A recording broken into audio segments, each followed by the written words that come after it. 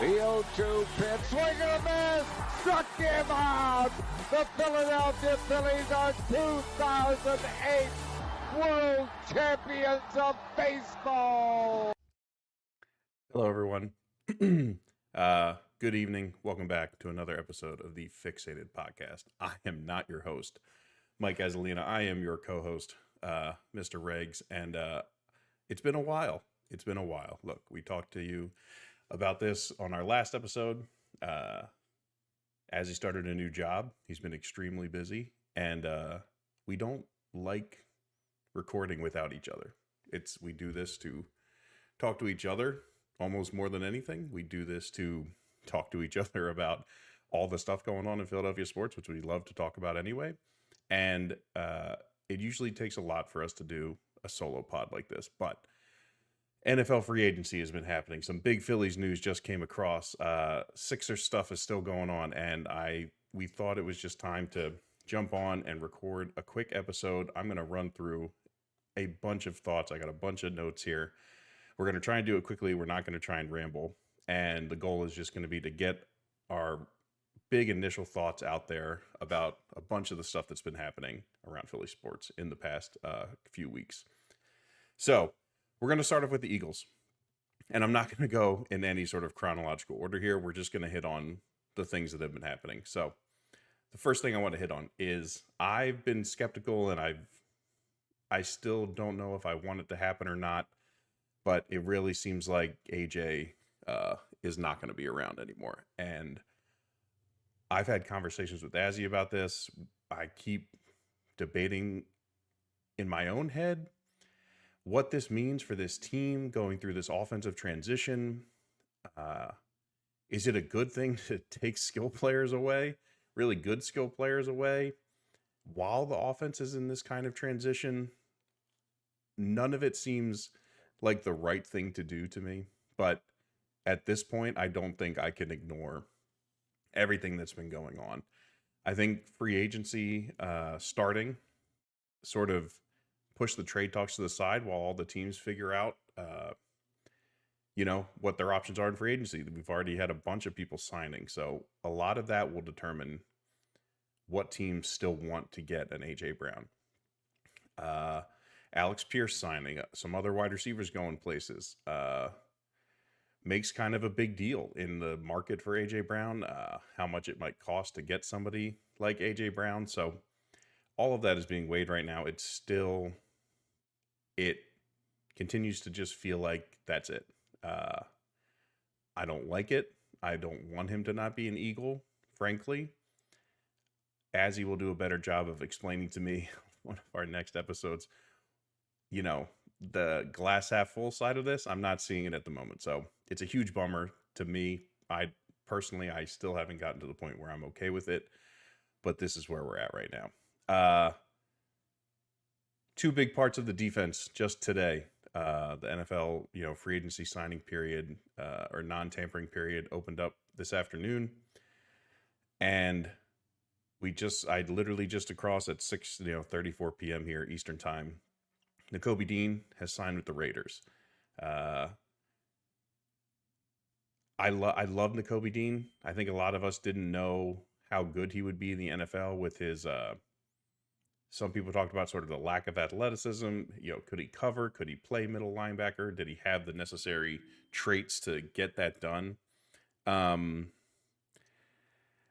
I think he showed all the intangibles that everybody knew he had, right? The leadership, the ability to galvanize a team and a locker room, and his football IQ, and all those things were on full display while he was here with us. But I think the thing that everybody didn't put together is that he was a player, man. He was a player.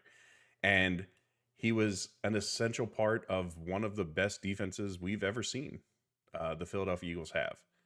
So it's really tough to see him go. I think this locker room really valued his leadership and his ability to bring people together and keep people together.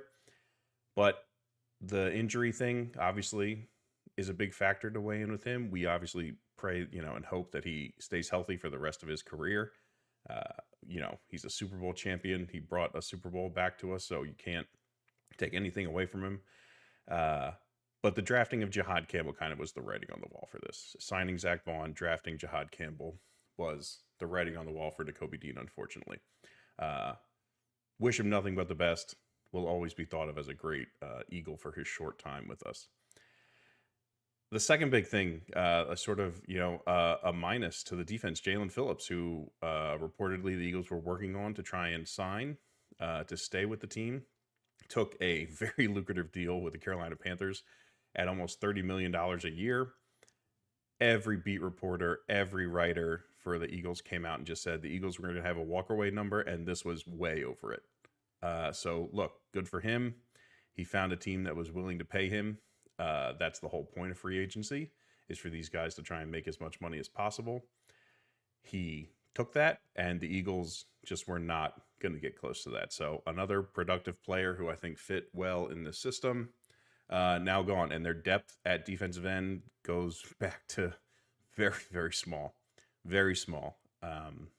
We will see how they try to navigate that in the draft, in the free agency period, trades, whatever it might be, but they're back to being pretty thin at that position. The big thing, the big addition, or, big in a lot of ways, I guess you could call it, is Jordan Davis signed a big extension with the Eagles. It makes him the top paid nose tackle in the entire NFL. I have a lot of thoughts on this. So I'm going to try and get through them quickly. Number one, I love Jordan Davis, the person.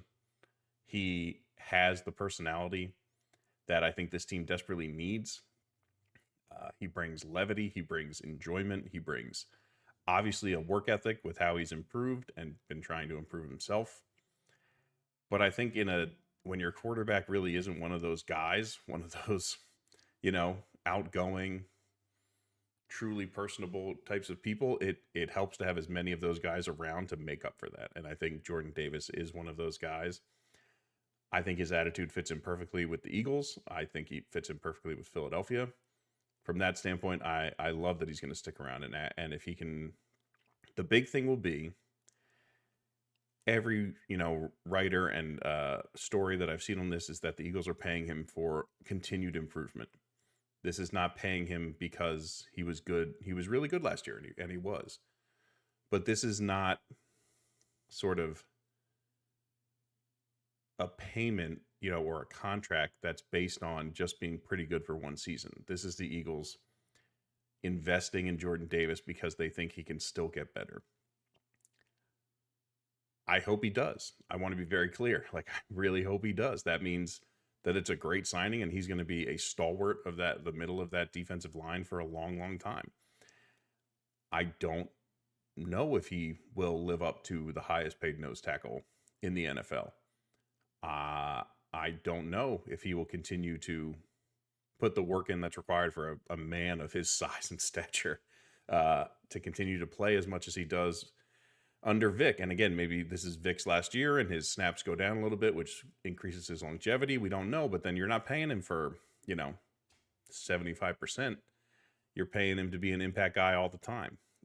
So the sack numbers have to increase. He has to maintain his run defense ability, has to maintain his physicality and his stamina to play a lot in these games. I want to be very clear. I wish nothing more than I hope that he does all those things. I really do. But this is a contract for what Jordan Davis can become, not what he is right now. So we will see how that works out. Those are all the big Eagles things that I wanted to touch on quickly. We'll touch on the rest of these in more detail and anything else that happens with free agency signings and all that in our coming episodes. We'll get into draft previews, all that stuff that we love to dive into. So next, the baseball team, the Phillies. The big news today, they have signed Jesus Luzardo to a contract extension for 5 years, $135 million that will start in 2027. This literally just came across minutes ago and was one of the big catalysts for why I wanted to jump on here and record something quickly. I wasn't sure this was going to happen. I think he pitched great. I think he will continue to pitch great this season. And I wasn't sure they were going to be able to sign him to a number that he'd feel comfortable with and that no one else would match. Obviously, they really tried to get this done, so we never even looked at other teams. I think this guy has always had the stuff. Every time we would face him against the Marlins, it would never be fun. The injuries were really a hamper to him in the past few years. Obviously, you saw last year what he's capable of and the stuff that he has when he is healthy and focused and on a team that really cares. This guy really cares and wants to be good and wants to be really good. And I think the match with Caleb and him has been fantastic. And I hope you would think is a very large part of him wanting to sign this extension and not get to free agency. I think he's great for this team. I think the combination of him and Sanchi for a long time is going to be devastating. And we just have to continue to keep our fingers crossed that he's put that injury stuff behind him. And it's, this is the sort of Jesus Luzardo that everyone anticipated he could be, while sort of wallowing away on those terrible, terrible Marlins teams. But him and Sanchi, like, for a while, even forget Wheeler, forget, Painter coming up, forget whoever else they figure out to add in with them. Those two guys as a 1-2 punch is no joke. It is no joke. And I'm really excited to watch it for a long time now. A long time. Where I'm going to quickly, I asked Azzy to send me his thoughts because I'm not going to talk about the Phillies and not make sure I get his thoughts in here. So he literally just texted me as I was sitting down. So this is to quote, to do my best Dan Carlin impression. Quote, "It's a perfect deal. He was going to get 30 on the market if he had another year. Another good year, he's meaning another good year pitching. It's essentially 6 years. This is perfect." And there's, Azzy's quick thoughts. So we will obviously talk about this more the next time we are together and recording. Outside of that, the last thing I want to touch on the Phillies is the people that are coming out of the woodwork as like pitch shape experts and stuff plus experts about Andrew Painter can just like go kick rocks. This guy is coming off of Tommy John surgery, finally pitching for a full year. Even in the minors, yes, he got hit a lot. Yes, I get it. The fastball isn't what it looked like, 3 years ago when he was a young kid coming in throwing 99 in spring training. But you know what? That's kind of what led to him being hurt. And I take that from, I just listened to Gelb's podcast, and that's what he sort of said is like, yeah, him coming in and throwing 99 in the spring is not where the Phillies want him to be. This is practice. This is a ramp up period. This is the time to figure things out and work on stuff and make sure your body is ready to go for a very, very long baseball season. And this will be Andrew Painter's first try at being a true major leaguer. I know the ride on the fastball isn't there. Blah, blah, blah. I am by no means a pitching expert, but every time the kid pitches, these guys come out and be like, well, he did this and it was okay and blah, blah, blah. But, the rise on the fastball isn't generating, but I'm done with it. Can we give this kid a break? He doesn't have to be who Zach Wheeler is right now this season. Zach Wheeler had Tommy Johns and had to go through his ups and downs. The Phillies signing Zach Wheeler was not like widely held as like, oh my gosh, they got an ace. Like people didn't know if if Zach Wheeler was ever going to be that guy. He had been good and then had Tommy Johns and then had to come back from it and had other injuries. And now look at who he is. We don't know what this kid is going to be like. We don't know, where the fastball will ultimately land. We don't know. We have no idea. So I'm kind of sick and tired of these guys coming out and crapping on everything he does every time the kid pitches. Leave him alone. He will figure it out. He's with a great pitching, coaching staff on the Phillies. And he's 6'7" and like 22 years old. We're going to figure it out. He's going to figure it out. So that's my thought on all these demons who keep coming out every time Andrew Painter pitches. All right. Lastly, on to the Sixers. I know we don't talk about them a lot, but there's been some stuff happening that I just couldn't let be anymore. Number one, I will never forgive them for the Jared McCain trade. And there are two reasons. Number one, let's just touch on the player. Yes, there are a gluttony of guards on the Sixers, but Tyrese Maxey can't make a career out of playing 42 minutes a game. He's too small. He will get hurt. He plays too recklessly, which we love about him. I'm not saying that as a bad thing. You have to give the guy a spell. And what has Jared McCain shown to be very good at doing? Playing opposite of Joel Embiid.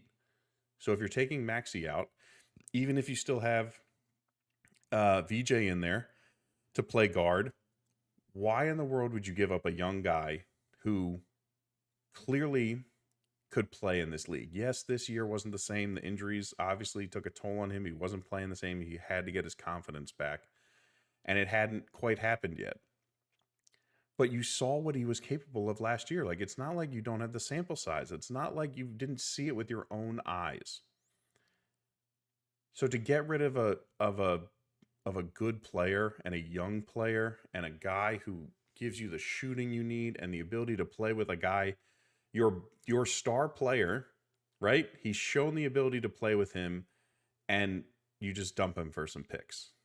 And ultimately, to get under the tax, which we'll touch on in just a second. The second reason I hated it and continue and will hate it forever is that it sucked the life out of this team. This team that was playing well, playing better than they thought with a rookie and VJ Edgecombe who came in and has, been so much better than any of us expected, with Tyrese playing to an all NBA, a first or second team all NBA caliber, and your franchise player Joel Embiid comes out and says, like, we want to go for this. We're ready. Like, we want to see how far we can push it with this team.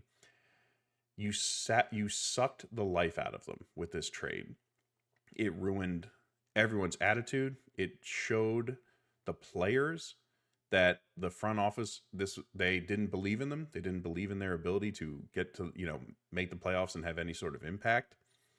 And for the amount of minutes that Tyrese Maxey is putting on his body, with how hard he is playing, with how hard VJ Edgecombe is playing, with how much they are having to play because Embiid is missing time with injury. Paul George has a suspension. Kelly Oubre missed time with an injury. Tyrese playing with these nobodies on some nights and still trying to will this team to wins and stay in the 6th seed and stay out of the play-in tournament and all those things that they were trying to do. Ownership in the front office just showed this team that we don't believe in you. We don't believe in you. We don't think you can do it, and it's not worth us staying above the tax. We'd rather get under it so we can get some money. It killed them. It killed their spirit, and that's hard to do with Tyrese Maxey with the kind of guy that he is. It crushes me to see him when he sort of talked about, I've had to be 3 different people. I've had to change how I play every game, it seems like, with everyone in and out, with all this stuff. To have him talk about how much that Jared leaving like really hurt him because they were close. It's the epitome of, I don't even know what the right word is. It's indifference, cowardice, like an inability to understand how sports work and the fact that the players, kind of matter here. They're the ones actually putting their body on the line to make this product and make it happen. And this move killed their spirit. It killed them. And I'm not saying that the Sixers were going to win a championship. I don't believe that to be true. They had a chance, if they're all healthy, to maybe make it out of the second round finally with this team, to, if nothing else, win a first round matchup and just get a bunch of momentum into next year, with VJ having another year under his belt, with McCain getting more, better and better, with Tyrese playing like he's playing and showing the world that he is that guy and can be that guy and can carry a team to a playoff win and all the things. This move just killed it. To wrap that up, I hate Josh Harris, and I hope he sells the team as quickly as possible, because he could care less about the Sixers. He could care less, because this is just the epitome of stupidity, I guess is the best word to call it. Stupidity. Because if you don't know how your players are going to react to something, or if you do and you just don't care, Why do you own the team? Why do you own this asset? Why do you claim to care about this thing that a lot of people care about? He continues to be one of the worst owners in all of basketball. He's certainly the worst owner in this city. And I can't wait till he sells the team and we can move on to somebody who cares and wants the Sixers to be good and doesn't just see them as a way to make money for his football team that plays in a rival city for the one that he owns the basketball team in. So until Josh Harris sells the team, I think this will just continue to be what happens. It will be bad extensions to Embiid. It will be bad extensions to Paul George. It will be sucking the life out of his good young players. It will be getting rid of young players for nothing and then not doing anything with the picks. This is what this team will be. And it stinks because Maxey is so good and so much fun to watch. And VJ plays so hard and is so much fun to watch and is only going to get better. He's only going to get better as he continues in this league. And it sucks. It sucks. So those are all the thoughts I wanted to get through tonight. Like I said, we will be back as soon as we can with the two of us. We will go in depth on all these things. We continue to figure out, our social media plan. So be on the lookout for that. Follow us wherever you get your podcasts, Apple, Spotify, Amazon, everywhere. If you're watching on YouTube, be sure to hit the subscribe button. We'd love to finally make it to that 100 mark. So, we're only about 30 away. Would really appreciate that from everybody. You can follow us on Twitter. Just search the Phixated Podcast. Same thing on Instagram. Same thing on TikTok. You can find us all those places. Like I said, we're figuring out how we're going to be a little bit more active on all those things. You can follow Azzy at the Mic Drop 5, me at Big Regz with a Z on Twitter. And as always, we have some merch, which is great stuff. And you can find that link in the show description. So thank you, everybody. Thank you for sticking with us. Thank you for continuing to listen, watch, follow, wherever you do. We truly, truly appreciate it. And trust me, we will be back soon. You will see Mr. Azalina's beautiful face one more time very soon. But for now, thank you as always. As you would say, make sure you tell somebody you love them. And we will see you guys on the next episode. Thanks. Oh my God! Deep to right field, way up there and way out of here! The Philadelphia Eagles are Super Bowl champions. Eagles fans everywhere, this is for you. The 0-2 pitch, swing and a miss, struck him out. The Philadelphia Phillies are 2008 World Champions of Baseball.